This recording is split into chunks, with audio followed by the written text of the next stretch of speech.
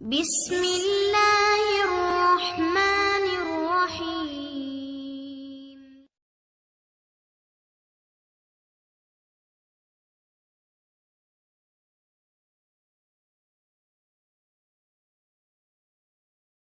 السلام عليكم ورحمة الله وبركاته. إن الحمد لله نحمده ونستعينه ونستغفره ونعوذ بالله من شرور أنفسنا ومن سيئات أعمالنا.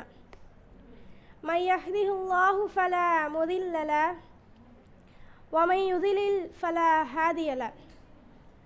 أشهد أن لا إله إلا الله وأشهد أن محمدا عبده ورسوله.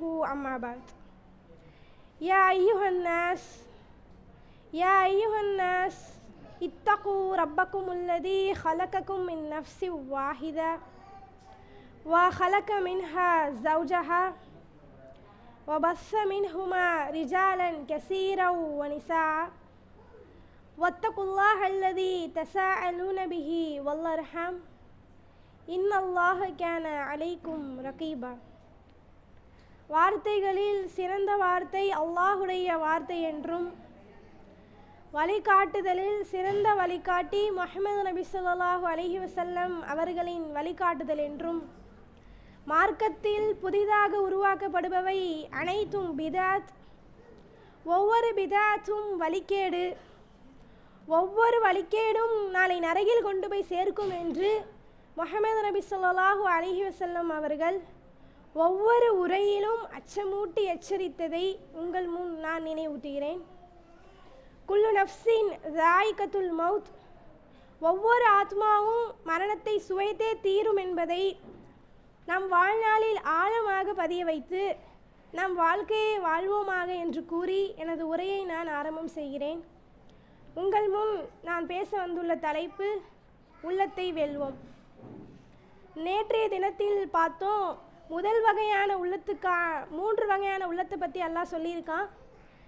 அதிகமாக தவறை தூண்டக்கூடிய உள்ளம், தவறு செஞ்சதுக்கப்புறம் நீங்கள் தவறு செஞ்சிட்டீங்கன்னு சொல்லக்கூடிய உள்ளம், நிம்மதி அடைந்த உள்ளம் அப்படின்னு சொல்லிட்டு 3 வகையான உள்ளத்தை பற்றி பார்த்தோம். அதில் முதல் வகையான உள்ளத்துக்கான ரிசல்ட்டையும் பார்த்தாச்சு. அதிகமாக தவறு தூண்டும் போது நம்ம அதில் என்ன முடிவெடுக்கிறோம் அப்படிங்கிறதுல இருக்குது அப்படின்னு நேற்று வந்து பார்த்தோம். 3வது வகையான உள்ளத்துக்கான ரிசல்ட்டையும் நேற்றே பார்த்தாச்சு. இப்போது 2வது வகையான உள்ளத்துக்கான ரிசல்ட். 2வது வகையான உள்ளத்தை பற்றி அல்லாஹ் சொல்லும் போது என்ன சொல்கிறான்? லா உக்ஸிமு பின் நஃப்ஸில் லவ்வாமா, அதிகமாக தவறை வலா உக்ஸிமு பின் நஃப்ஸில் லவ்வாமா, குறை கூறி கொண்டிருக்கும் உள்ளத்தின் மீது சத்தியமாக அப்படின்னு வந்து அல்லாஹ் சொல்கிறான். அப்போது தவறை செஞ்சுட்டு நீ தவறு பண்ணிட்ட அப்படின்னு சொல்லி நம்மளை குற்ற உணர்ச்சிக்கு ஆளாக்கக்கூடிய உள்ளம் தான் இந்த 2வது வகையான உள்ளம். இந்த 2வது வகையான உள்ளம் நல்ல உள்ளமா கெட்ட உள்ளமா அப்படின்னு கேட்டால் இதுதான் உண்மையாலுமே நல்ல உள்ளமாக இருக்குது. ஏன் அப்படின்னா அதுதான் ஈமான் இருக்கிறதுக்கு அறிகுறியான உள்ளமும் அதுதான். ஏன்னா ஒருத்தன் ஒரு தவறு செஞ்சுட்டான், தவறு பண்ணதுக்கப்புறம் அந்த உள்ளம் அவன்கிட்ட ஏன் கேள்வி கேட்குது? அல்லாஹ் உன்னை தண்டிப்பான், நீ பாவம் பண்ணிட்டல, அல்லாஹ் உனக்கு நாளைக்கு வந்து அல்லாஹ் நாளைக்கு உனக்கு வந்து தண்டனை கொடுப்பான் அப்படின்னு வந்து நமக்கு உணர்த்தக்கூடிய உள்ளம் வந்து அந்த 2வது வகையான உள்ளம் தான். அப்போ அப்படி உணர்த்தும் போது தான் அவன் என்ன செய்கிறான்? அவன் வந்து அந்த உள்ளம் வந்து அவனுக்கு குற்ற உணர்ச்சிக்கு ஆளாக்குது. அதே அந்த உள்ளம் வந்து நீ தவறு பண்ணதான், ஆனால் வந்து எல்லாரும் பண்ணாத தப்பியாக நீ பண்ணிட்ட அப்படின்னு சொல்லி அந்த உள்ளம் நம்மளை சமாதானம் கூட படுத்தலாம். ஆனால் ஏன் நம்மளை வந்து கேள்வி கேட்குது? அப்போ அந்த உள்ளத்துக்கு ஈமான் இருக்குது அப்படிங்கிறதுனால தான் நம்மக்கிட்ட வந்து என்ன கேட்குது? நீ தப்பு பண்ணிட்ட அப்படின்னு சொல்லி நம்மளே வந்து குற்றம் காட்டுது. அப்போது அதிகமாக உண்மையாலுமே இந்த உள்ளம் தான் வந்து நல்ல உள்ளமாக இருக்குது. ஈமானுடைய அறிகுறி இருக்கக்கூடிய உள்ளமாகவும் இதுதான் இருக்குது. அடுத்தது பார்த்தோம் அப்படின்னா இந்த உள்ளம் தான் வந்து யாருக்கிட்ட இருந்துச்சு அப்படின்னா ஆதம் நபி அவர்கள்ட்ட இருந்துச்சு. முதல்ல அல்லாஹ் என்ன பண்ணான்? ஆதம் அலைஹிஸ்ஸலாம் அவர்களை படைச்சி, அப்புறம் அவர்களுக்கான துணையை ஹவ்வா அலைஹிஸ்ஸலாம் அவர்களையும் படைச்சி அல்லாஹ் சொர்க்கத்துக்கு அனுப்பி, நீங்கள் என்ன வேணால் இந்த இடத்துல வந்து பண்ணிக்கோங்க, ஆனால் இந்த மரத்தை மட்டும் நெருங்காதீங்க அப்படின்னு வந்து அல்லாஹ் சொன்னான். சொல்லும் போது என்ன பண்ணாங்க, ஆதம் நபியும் சரின்னு சொல்லிட்டு போயிட்டாங்க. ஆனால் ஷைத்தான் வந்து ஆசை வார்த்தைகளை போட்டு அவங்க அந்த மரத்தை வந்து நெருங்க வச்சு அங்கே போய் தவறையும் வந்து செய்ய வச்சுட்டான். அப்போது அந்த நேரத்தில் அவங்களுக்கு தோணலை நம்ம தப்பு பண்ணுறோம் அப்படிங்கிறது அவங்களுக்கு தோணலை. அதுக்கப்புறம் தான் என்ன பண்ணுறாங்க, நம்ம தப்பு பண்ணிட்டோம் அப்படின்னு சொல்லி உணர்ந்து அல்லாஹ்கிட்ட போய் பாவ மன்னிப்பு கேட்குறாங்க. அப்போது ஆதம் நபி உள்ளம் கெட்ட உள்ளமா அப்படின்னு கேட்டால் கண்டிப்பாக கிடையாது, நல்ல உள்ளம் தானே. அதே மாதிரி தான் நம்மளுடைய தப்பு பண்ணிவிட்டு நம்மள்ட்ட தப்புன்னு சொல்லுது அப்படின்னா அங்கேயும் நம்மளுடைய கையில் தான் முடிவெடுக்கிற விஷயம் இருக்குது. முதல் வகையான உள்ளத்தில் வந்து தவறு தூண்டுது, அதனால் நம்ம செய்கிறோமா செய்யலையா அப்படிங்கிறது நம்ம கையில் இருக்குது, முடிவெடுக்கிற விஷயம் நம்ம கையில் இருக்குது, அதனால் நம்ம முடிவெடுக்கிறதுலாம் இருக்குதுன்னு சொன்னீங்க. ஆனால் இப்போ இரண்டாவது வகையான உள்ளம் நம்ம தான் செஞ்சிட்டோமே, இப்பயும் நம்ம கையில் தான் இருக்கான்னு கேட்டால் கண்டிப்பாக நம்ம கையில் தான் இருக்குது. என்னென்னா 2 விஷயம் வந்து இங்கே முடிவெடுக்கலாம். முதல் விஷயம் என்ன அப்படின்னா, அல்லாஹ் நமக்கு தப்புன்னு சொல்லியிருக்கான், அப்போது அல்லாஹ்கிட்டவே நம்ம வந்து திரும்பி செல்வது, இதுதான் முதல் வந்து முடிவு. இரண்டாவது முடிவு என்ன பண்ணலாம், எல்லாரும் பண்ணாத தப்பே நம்ம பண்ணிட்டோம், எல்லாரும் பண்ணுறாங்க தான், அதில் நம்மளும் ஏதோ ஒரு தப்பு பண்ணிட்டோம் அப்படின்னு சொல்லி நம்முடைய உள்ளத்தை நம்மளே நியாயப்படுத்துறது.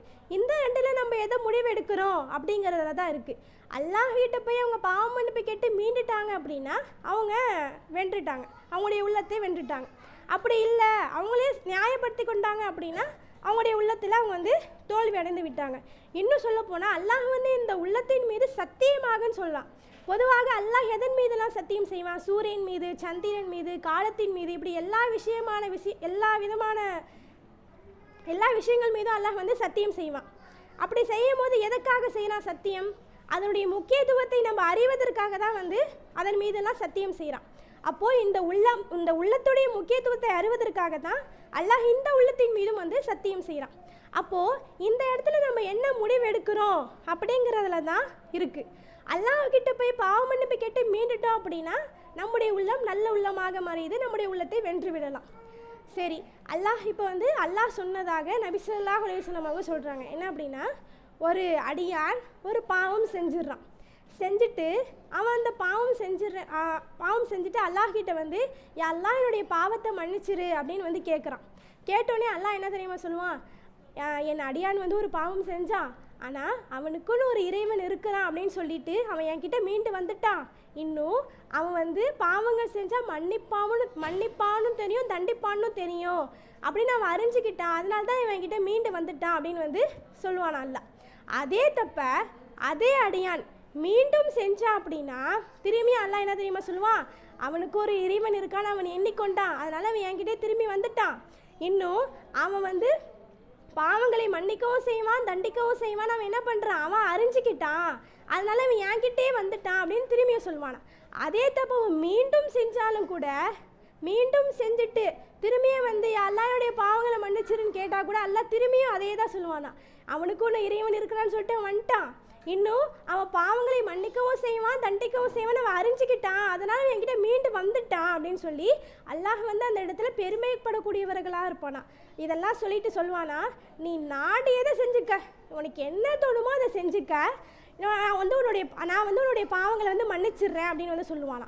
அப்போது நம்ம எல்லா பாவங்களையும் செஞ்சுட்டு அல்லாஹ்கிட்ட போய் பாவ மன்னிப்பு கேட்டால் அல்லாஹ் வந்து நாடியதை செஞ்சிருவேன்னு சொல்லுவான், அப்படி நம்ம வந்து எடுத்துக்கக்கூடாது. அப்போ நம்ம பாவம் செஞ்சுட்டு அல்லாஹ்கிட்ட போய் பாவ மன்னிப்பு கேட்கலாம் போல் அப்படின்னு நினைக்கக்கூடாது.